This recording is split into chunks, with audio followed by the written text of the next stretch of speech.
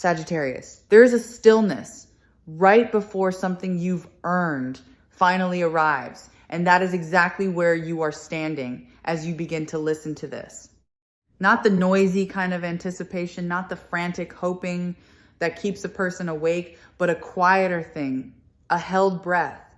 The feeling of a room that has been set for a guest who hasn't walked in yet, though the table is laid and the light is warm and everything is turned toward the door.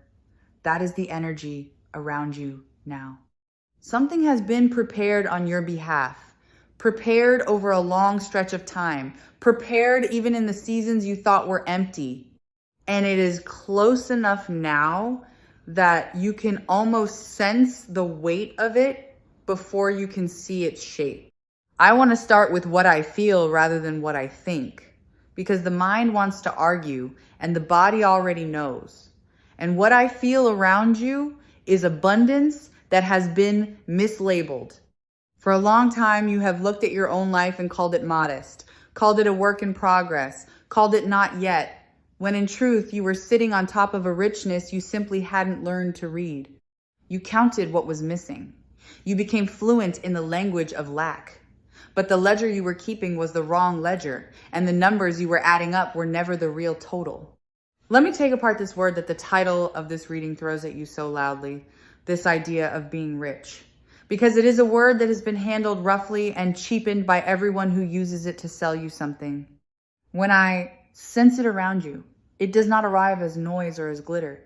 It arrives as spaciousness, as the ability to say yes to what matters and no to what drains you without your stomach clenching. As mornings that belong to you, as the particular relief of a decision made from possibility instead of fear. Underneath the loud surface of that word is something almost tender, and it is that tender thing that is coming toward you first.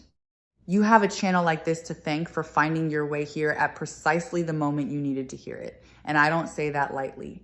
The way Spiritual Light Tarot tends to reach people is rarely an accident of scrolling. You arrived carrying a question you may not have fully said out loud even to yourself, a question about whether the largeness you feel inside you will ever have somewhere to go, whether the size of your inner life will ever be matched by the size of your outer one. Hold on to that question. We are going to answer it, and the answer is more generous than you are letting yourself expect. Here is the first thread I want to follow, because there are several separate threads in your life right now, and part of what is happening is that they are beginning to braid together. The first thread is the thing you built when no one was watching. There is something you made, something you practiced, something you kept refining in private hours that no one paid you for and no one applauded.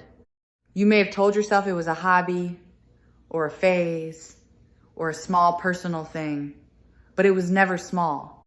You were quietly accumulating a mastery, layer by patient layer. And the world has a way of eventually needing exactly the mastery that someone built in the dark.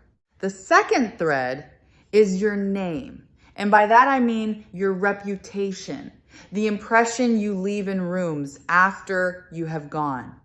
You have been building this without effort and without noticing, through the ordinary decency of how you treat people, through the times you kept your word when it would have been easier not to, through the quality you refused to compromise, even when no one would have known the difference. People remember this. It travels farther than you think. Somewhere, right now, your name is being spoken in a conversation you are not part of, and it is being spoken well, and that conversation is going to change something for you. The third thread is the most surprising one, and it is timing. There is a rhythm to how recognition arrives, and you have been slightly out of phase with it, always a little early or a little late, always feeling as if you missed the wave by a breath. That misalignment is ending. The current you have been swimming against is turning to move with you. What felt like effort against resistance is about to feel like momentum, and the difference between those two experiences is not the amount of work, but the direction of the water. Now let me sit with what wealth actually means for you specifically, because abundance wears a different face for every person, and yours has a very particular shape. For some people, richness is safety. The deep exhale of never again lying awake doing arithmetic. For others, it is freedom. The open road, the passport with no fixed return. For you, I sense that it is something closer to permission. The permission to become fully the person you have been rehearsing in private. The wealth you are moving toward is not only the kind you spend, it is the kind that finally lets you stop shrinking. Notice how much of your energy has gone into managing smallness, into fitting through doors built for people with lesser dreams, into translating your ambitions into acceptable sizes so that others would not feel uncomfortable around your hunger. That translation has been exhausting, and it has cost you more than any bill ever did. What is arriving now is a life that no longer requires that particular exhaustion. You will not have to make yourself digestible. The room is expanding to fit you rather than asking you to fold. Money, when I feel it around you, does not behave like a fixed object. It behaves like water, and water has habits worth understanding. It moves toward the lowest open place. It follows channels that have been dug for it, and it pools wherever there is a shape ready to hold it. For a long time, you had no container. Not because you lacked worth, but because you had never given yourself permission to build a vessel large enough to receive what you were capable of attracting. That is changing at the level of your inner architecture, and the outer flow always follows the inner shape. There is an old belief you have been carrying, and I want to name it gently because naming a thing loosens its grip. Somewhere along the way, you absorbed the idea that wanting more made you greedy, that desiring wealth made you shallow, that reaching for visibility made you vain. Someone taught you, perhaps without meaning to, that the good and humble people stay quiet and stay poor, and that ascending would somehow make you a worse person. That belief has been a ceiling made of nothing, and you are about to walk right through it, and you will discover there was never anything up there but sky. Because here is a truth the humble version of you needs to hear. Your abundance is not taken from anyone. Wealth is not a fixed pie where your slice leaves someone else hungry. When you rise, you do not push another down. In fact, the more you have, the more you are able to give, to lift, to fund, to build, to shelter. The version of you that flourishes is far more useful to the people you love than the version that martyrs itself into scarcity. You are allowed to be someone whose overflow becomes a river for others. That is not selfishness. That is stewardship of a large life. Let me speak now to the fame, the title names, because I know that word can feel foreign, even unwanted, and I want to give it a truer meaning than the loud one. What I sense coming toward you is not the hollow, kind of famous, not the empty attention that eats a person alive. It is recognition, which is a very different thing. It is the experience of being finally seen for what you have quietly been all along. The relief of not having to explain yourself. The moment when people stop underestimating you and something you always knew about yourself becomes something the world knows too. Consider how long you have lived with the ache of being underestimated. The teachers who did not see it, the family who did not understand it, the rooms where your contribution was overlooked and credited to someone louder. That ache leaves a mark. It teaches a person to expect invisibility, to soften their own hopes preemptively so the disappointment will hurt less. But the reading around you is one of witness. You are about to be witnessed. And the people who overlooked you are not the point of the story. The point is that you will finally see yourself reflected back at true size. Recognition, when it comes, tends to arrive through a single door before it floods every door. So let me describe the door I sense. It looks like one person deciding to champion you. One person with reach, with a platform or a network, or simply an unusual generosity, who encounters what you do and cannot stay quiet about it. They will not do it because you begged. They will do it because your work moved them. And people move mountains on behalf of what touched them. Watch for this person. They may already be circling. They may be someone you have discounted. I sense a message coming to you, and I want to describe its texture so you recognize it when it lands. It will feel almost too casual for its importance, the way pivotal moments so often disguise themselves as the most ordinary of afternoons. It might be an invitation phrased mildly, an offer that undersells itself, a question that sounds small but opens onto something enormous. Your instinct may be to hesitate, to assume it is not for someone like you, to talk yourself out of the yes. Do not. The doors that change lives rarely announce their significance. They knock softly and wait to see if you are the kind of person who answers. This brings me to something I want you to understand about your own voice, because your voice is part of this more than you realize. There is a way you explain things, a way you see patterns others miss, a way of putting words together, or images together, or ideas together that is uniquely yours. You have treated this as unremarkable because it comes easily to you, and we always undervalue what comes easily, mistaking effort for worth. But the thing that flows out of you without strain is precisely the thing others cannot do at all, and the market for what only you can do has no ceiling.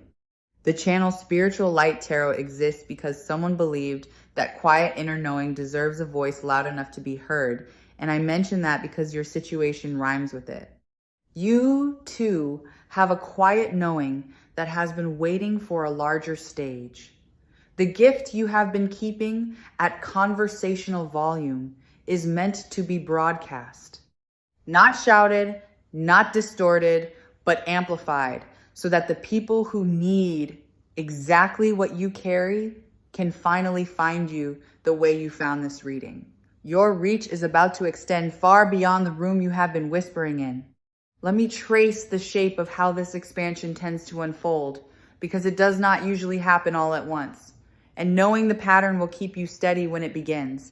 First, there is a shift you feel internally, a settling, a new sense of deserving that you cannot fully explain. Then there is a small external confirmation, a sign, a coincidence, a stranger's offhand comment that lands strangely true. Then the confirmations begin to cluster, arriving closer together, until one day you look up and realize the exception has quietly become the pattern, and the life you were hoping for has become the life you are living. There is a particular feeling I want you to prepare for, and it is the strange vertigo of receiving.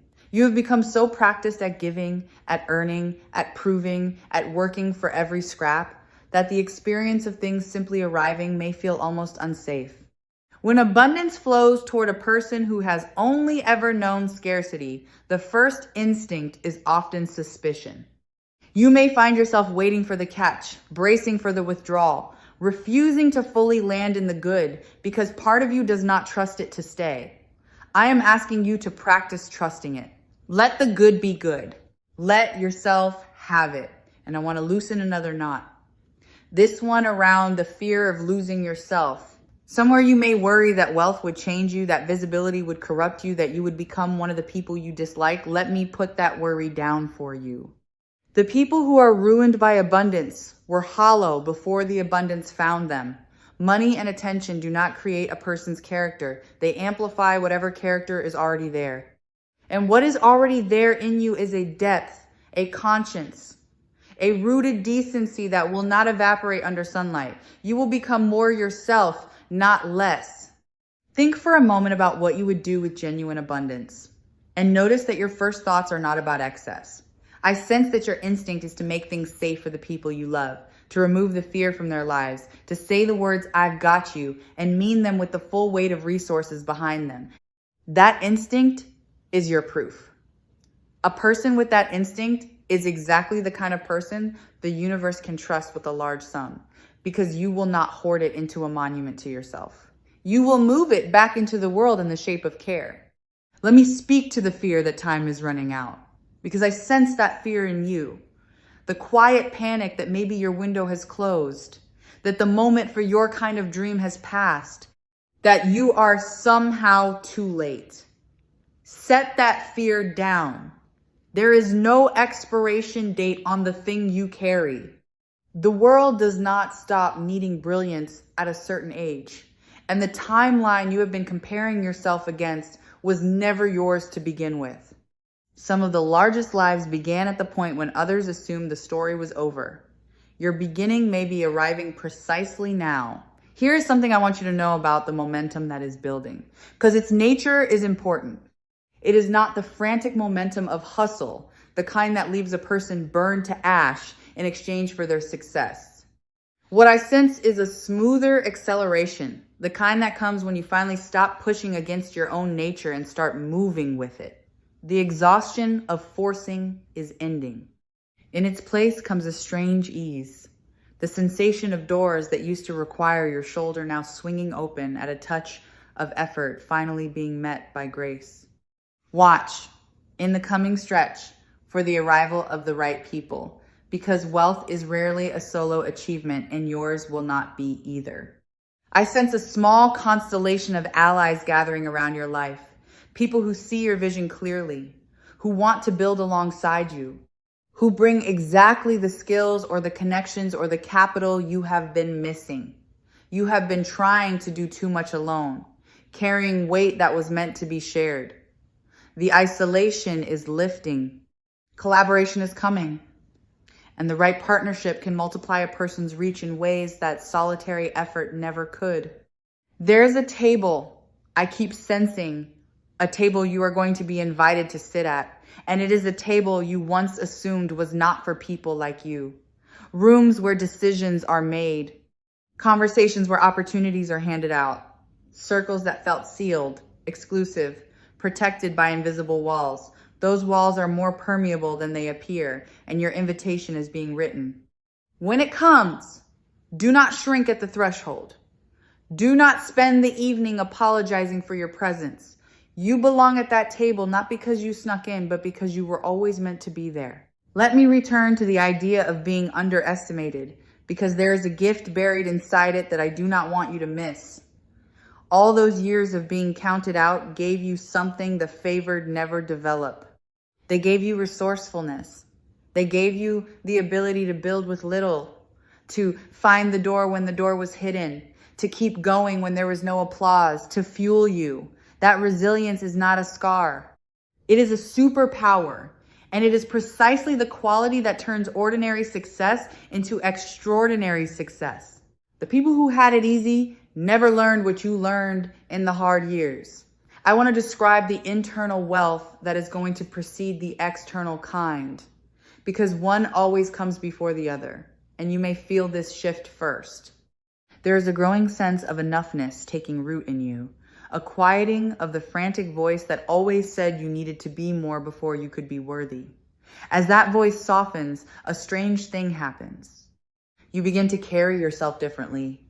You negotiate differently, ask differently, expect differently. And the world, which reads these signals more accurately than we like to admit, begins to treat you the way you have finally begun to treat yourself. Consider how your relationship with your own worth has been the hidden variable all along. You could have all the talent in the world, but if some buried part of you believed you deserved scraps, you would find yourself accepting scraps and calling it realism. The ceiling was never in the sky. It was in the story. And the story is being rewritten not by force of positive thinking, but by a deeper recognition finally settling into your bones. The recognition that you were never the small thing you were told you were. You were always this size. You simply forgot. Let me speak to the specific gift you keep dismissing, the one you wave away when people compliment it. There is something you do that makes people feel seen or understood or lifted or entertained or safe. You do it so naturally that you assume everyone can. They cannot. That effect you have on others is rare, and it is valuable, and the world compensates rarity generously once rarity learns to charge for itself. Part of what is shifting is your willingness to finally value the thing you have always given away for free. There is an abundance that comes not from getting more, but from finally receiving what has been offered all along, and I sense a great deal of unclaimed offering around you. Opportunities you did not notice. Kindnesses you deflected. Chances you assumed were meant for someone else. It is as if you have been standing in a downpour holding a closed umbrella, insisting that you were dry. The rain has been falling this whole time. What changes now is not the weather. What changes is that you finally put the umbrella down and let yourself be soaked in the good that was always trying to reach you. I want to prepare you for how quickly the story can turn once the first piece falls into place, because these things often move slowly and then all at once. You may spend a long stretch feeling as though nothing is happening, as though the shift I'm describing is a beautiful idea with no traction in your real life, and then one thing lands, one yes, one introduction, one decision, and that single event unlocks the next, which unlocks the next, until the momentum you could not feel becomes momentum you cannot stop. Trust the slow part. The slow part is where the foundation is poured. Let me address the money directly now in its plainest sense, because you deserve concreteness and not only poetry. I sense income arriving through more than one stream, which is significant because a person supported by a single source is fragile, while a person supported by several is free. There is the main current, the thing you are known for, and then there are tributaries you have not yet noticed. Ways your gift can be expressed and compensated that have not occurred to you yet. Your prosperity is going to become diversified, and diversity is what turns a good season into a stable fortune. There is also a form of abundance that arrives not as something new, but as something returned, and I sense that around you strongly. Somewhere in your past, you gave more than you were paid for. You poured effort into work that was undervalued, into people who did not reciprocate, into seasons that seemed to swallow your labor without gratitude. That energy was not lost. It was banked in a ledger you cannot see. And I sense some of it circling back now in a form you did not expect. A debt of recognition being repaid. A past investment of yourself finally yielding its interest. What you gave in the lean years is coming home carrying more than it left with. Notice too how your body has learned to brace around money, because prosperity is not only a matter of the bank, but a matter of the nervous system. For years, your shoulders have carried the tension of the unpaid. Your jaw has held the arithmetic. Your chest has tightened at the sight of certain envelopes. That bracing was a survival adaptation, and it served you, but it is also a container that keeps abundance out. As the fear loosens, your body will begin to soften in ways you can physically feel. And that softening is not a side effect of the wealth. It is part of how the wealth becomes able to reach you. A relaxed vessel holds more than a clenched one. Pay attention to the spaces you move through, because they are about to change, and the change will be a signpost that the deeper shift is real.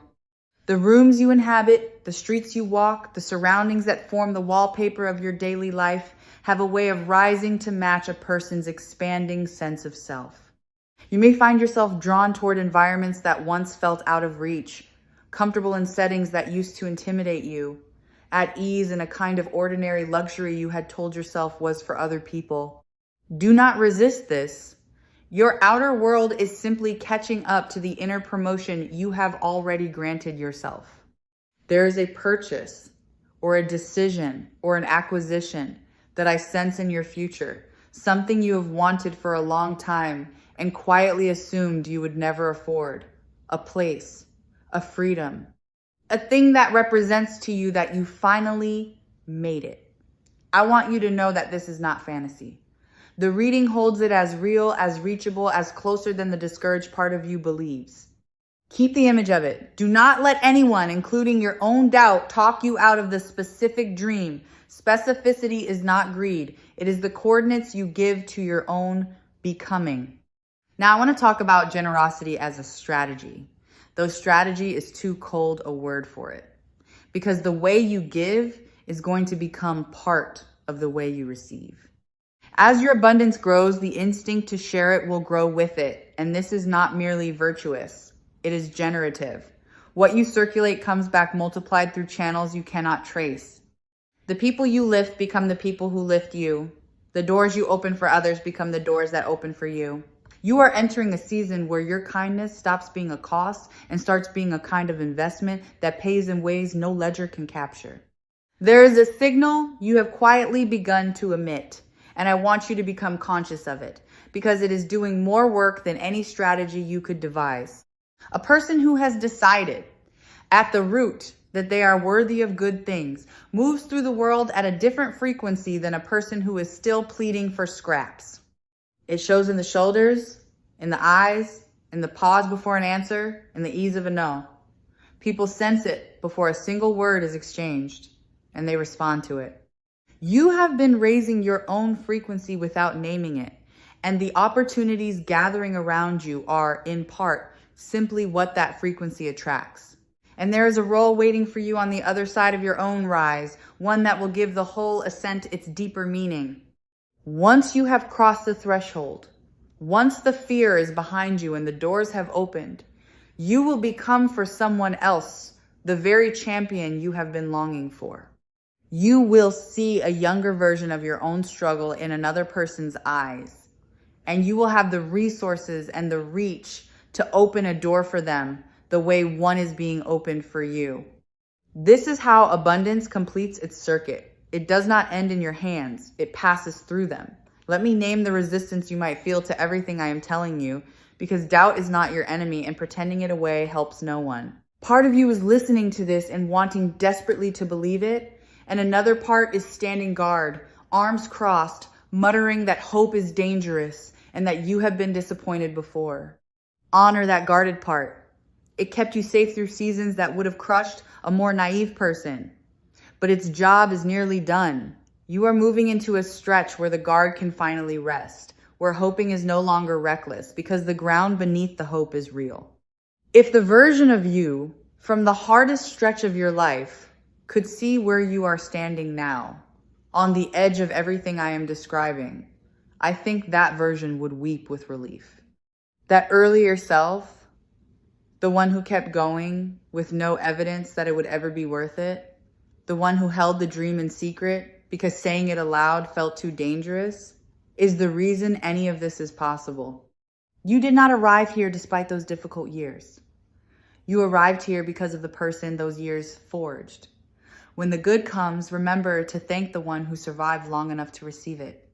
Let me overturn one more belief, the one that whispers that rest is the enemy of wealth, that you must grind without pause or forfeit your right to prosper. It is a lie and an expensive one. The most generative ideas rarely arrive in exhaustion. They surface in the spacious hours, in play, in wandering, in the moments when you finally stop clenching and let your mind roam. As your abundance grows, you will discover that rest becomes not a luxury you steal, but a discipline you keep, and that your capacity to receive expands precisely in the seasons you allow yourself ease. Prosperity and peace are not opposites. They were always meant to travel together. There is a longer horizon to consider as well, because what is arriving is not only for the span of your own life. The kind of abundance moving toward you has a way of outlasting the person who built it. It becomes the security a family stands on. It becomes the story told about you after you are gone, the example that gives someone permission to reach further than they otherwise would have dared. You are not only building a comfortable life, you are laying down a foundation that others will one day build upon. And there is a quiet dignity in that which no amount of spending could ever purchase. I sense a particular pride that is coming, and I want to distinguish it from arrogance, because they are often confused and they are opposites. Arrogance is the loud insecurity of a person who does not believe their own worth and needs constant reassurance. The pride I sense for you is quiet. It is the settled satisfaction of someone who did the work, who kept the faith, who bet on themselves when the odds looked poor, and who is finally watching that bet pay off. You have earned the right to that quiet pride. Do not let anyone shame you out of feeling it when it comes. There is a way that success will let you rewrite your relationship to the people who doubted you. And I want to offer you a version of this that will bring you peace rather than bitterness. When you rise, the temptation is to rise as revenge, to prove them wrong, to relish their surprise. But the sweeter path, the one I sense is truer to your nature, is to rise as release, to stop needing their belief, to become so full of your own certainty that their old doubt simply loses its power to sting. The best answer to being underestimated is not vengeance. It is a life so good that the old wounds go quiet on their own. Let me speak to the freedom that is the real prize underneath the wealth. Because money is never really about money. It is about what money buys, and what it buys you is choice.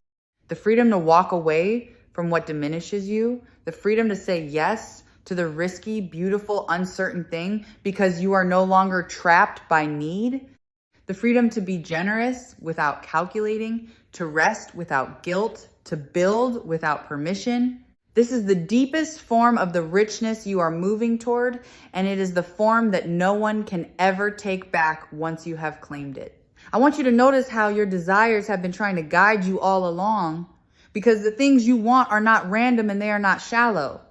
That pull you feel toward a certain kind of life, a certain kind of work, a certain kind of impact is not a distraction from your path. It is the path encoded as longing. The universe tends to plant a desire in the exact soul equipped to fulfill it. Your ambition is not a character flaw to be managed. It is a map, and you are finally learning to read it instead of apologizing for it. There is something almost sacred about the moment a person stops asking permission to want a big life, and I sense you approaching that moment.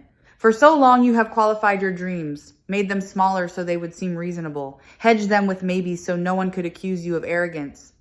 What is dropping away now is the need to make your hunger acceptable to anyone else. You are allowed to want the enormous version. You are allowed to reach past what is reasonable.